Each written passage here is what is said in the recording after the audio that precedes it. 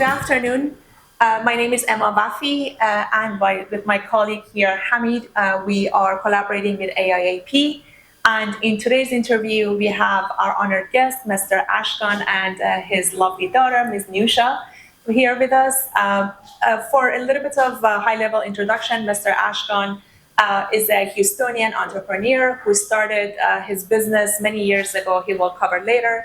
As one sandwich shop in Houston and transformed that into a spectacular chain of restaurants that are very reputable in Houston. Mr. Ashkan, if you could start with a brief introduction of yourself and Ms. Nusha, that would be great. Sure. Hello. Good afternoon. I'm Ashkan NowAmouz. I'm the CEO of Eat Local Concepts, Hungry's Concepts, and Baba Yaga. And I'm NowAmouz. I'm the VP of Development at Hungry's Concepts, Eat Local Concepts, as well as Baba Yaga. Dear Ashkan, you were born in Iran and you came here as a student. Could you please explain what is the challenges that you have faced when you first came to US? I heard that you and your brother and one of your friends were living in one small room when you first landed in US. Yes, of course, in a young age, 16, last year of high school, we moved to Houston right before Revolution. And then right after Revolution, the situation with financial banking and all the sanctions, we had to start on an early age to live, go to school, and pay for our own expenses. And of course, part of that was living in a one-bedroom with a bunch of young guys and having fun. Nice. After graduation, you have two choices. At that time, you can go to corporation or you work and start your own business. I heard that your uncle called you to join his journey as an entrepreneur for one humble sandwich shop, a small sandwich shop in Houston. But you had a vision and a leadership mindset to grow this brand as an international, and you switch from that brand to the Hungry's International. And one by one, your family members join this journey. Could you please explain what is your feeling in this long 50 years journey, not only from business side, but also as a family business manager? Sure. The vision always starts much later than when you start a business. Originally, it was just to buy yourself an income and make a living and pay for your expenses. And as you grow the business, I did get more interested in the business and much more. And through the years was the vision of just expanding when you see that a concept is working through many years. Nice. And if you could also comment on the role of various people in your family, that would be great. Yes. So we are part of a family business. My dad being the CEO. My mom is actually our executive chef, which is incredible that we can all work together every day. Chefs are typically a male-dominated career path. Very long hours. It can be very physical. So it was it was a huge accomplishment when my mom decided she wanted to pursue this career, go to school, and become the chef for all of our concepts.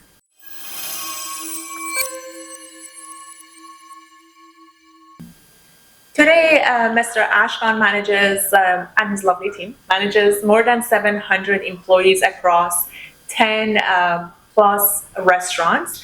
And that is a combination of merging innovation and also tradition into their recipes and to their infrastructure.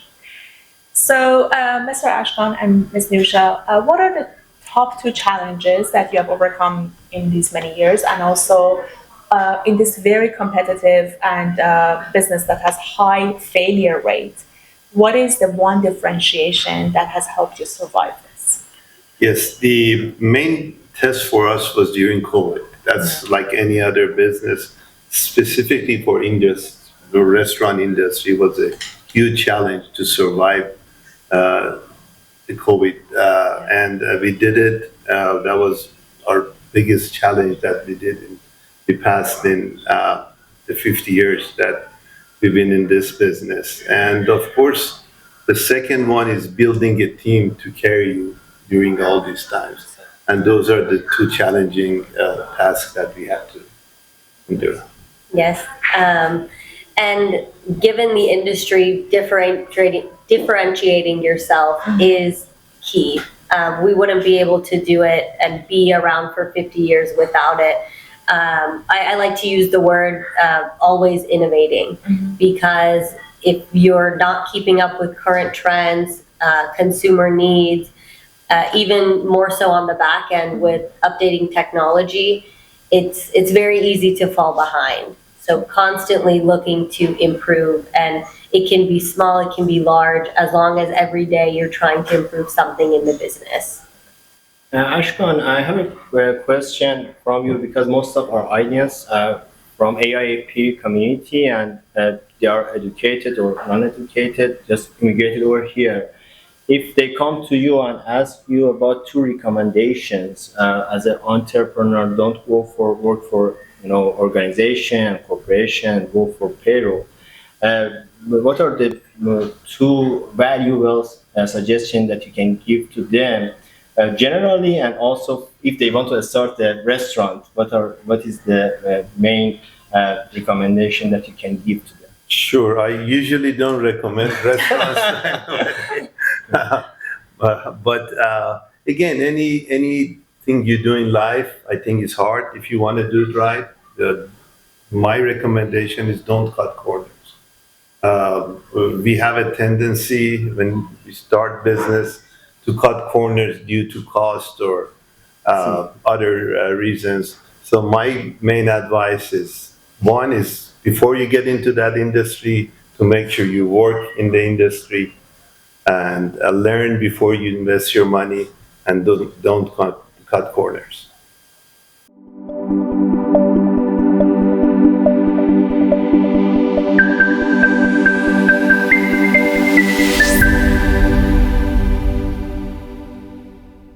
Hi AIAP team, this is Emma Wafi with my colleague here, Hamid Zadeh from AIAP. We are here for the second part of our interview with Mr. Ashkan and Ms. Nusha. And if you have not seen part one, please watch that first and then join us here.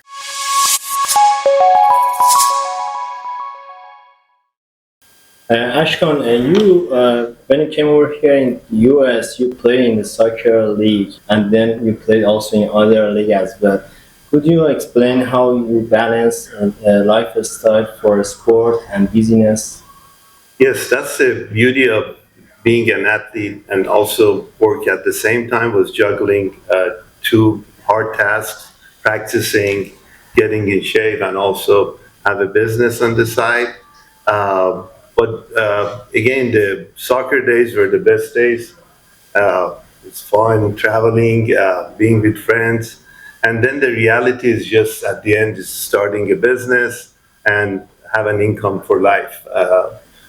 Sports are like the timeline for sports are only with injuries and all that, maybe 4 or 5 years. But then the income that you produce from that and the business hopefully will take you the lifetime. But yeah, coming from a soccer family, my dad played in the national team, my brother played in the national team, I played all over. So it's been a fun ride for sure.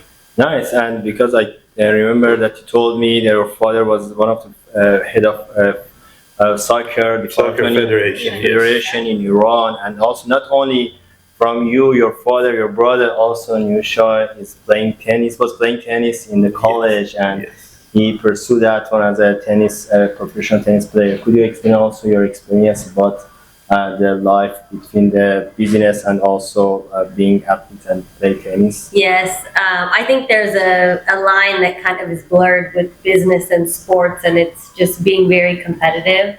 And it's something that is deeply rooted in sports, but it can definitely translate into business, which it definitely does. In business at home, he still thinks he's a better tennis player than me, and there's no way. Cool. But it's a great tool to have, just practice, discipline. A lot of great character traits come out of sports that can be used in business. What's your favorite tennis player? Roger Federer. Oh, There you go.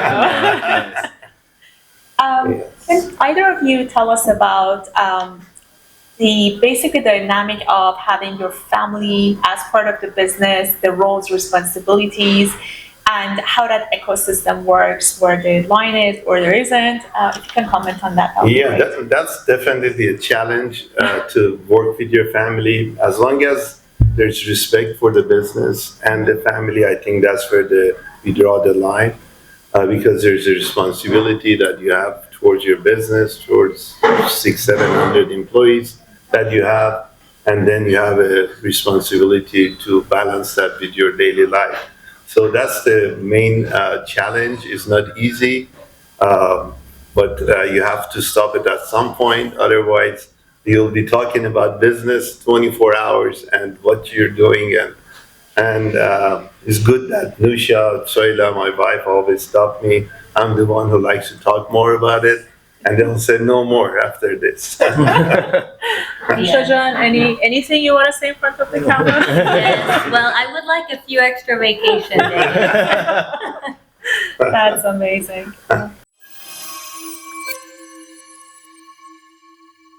Ashkan, you provide value for the community, not only immigrants, but also for American, that majority of people are living in Houston area. For 4 brands right now that you are managing those. What is your communication with the community that you bring the value for them, and also your philanthropy, activity, those kind of things that help the community, that your brand, expand, and so many people have a brand awareness for you. Yes, we're very involved in our community. We have scholarships, we have donations to local schools, church, spark parks for kids' playgrounds. We do. We have to be involved because we owe it to the community that they support us. They've done it for the past 50 years, and we always give back to the community. We have to be involved. It's part of our obligations to be involved, and there's no other way that I would do it. That is part of our success story. I think that every community neighborhoods that we've been involved, and it's not only in the Iranian community; it's all over. That area is diverse, and it doesn't belong to ethnic groups or anything. It's just the whole city, and that's one thing that we've done. I think that we're proud of. Through scholarships, we do a scholarship for Stratford High School. We've done it with a good friend of us, and we will keep on doing that and add to that as we go. Yes, it's a nice way to say thank you to the community who've given us so much. Yeah, it's like a business to business, as Exactly. a non-profit, but just activity, those kind of thing. What is your suggestion as a managerial mindset and business mindset to go beyond the comfort zone and expand and talk with other communities and introduce themselves if they have a business plan or business? Right. There's a lot of networking groups that I really recommend for everyone to join. I personally am joining a Vistage group for the past 2 years. It's just learning every day. We meet with other CEOs in different industries. There are 15 of us, from oil and gas to manufacturing to different sort of businesses. And we just exchange ideas, and we get speakers that they introduce innovative ways of hiring, retaining employees, structure your business, the number side of the business, how to improve the margins, how to improve your sales, how to hire, fire, HR, in every aspect of the business, and how to structure it the right way, which that has helped me a lot the past 2 years. I always liked the structure. We've worked on it with everybody. My uncle is a huge fan of it as an engineer that started in the restaurant business. And it has helped us a lot. From beginning, it was on our mindset, but to do it and get the results, which we are still in the process of working on our expansion. How do we get from this many locations to this 50, 30 more, 40 more, or our revenues from where we are to doubling it the next 4 or 5 years. So these are all planning and having a vision and also put it on paper and to see the results as you progress. Thank you so much. Thank you so much, everyone, for watching this video. We are looking forward to have a speaker event on 26th of March, and looking forward to that.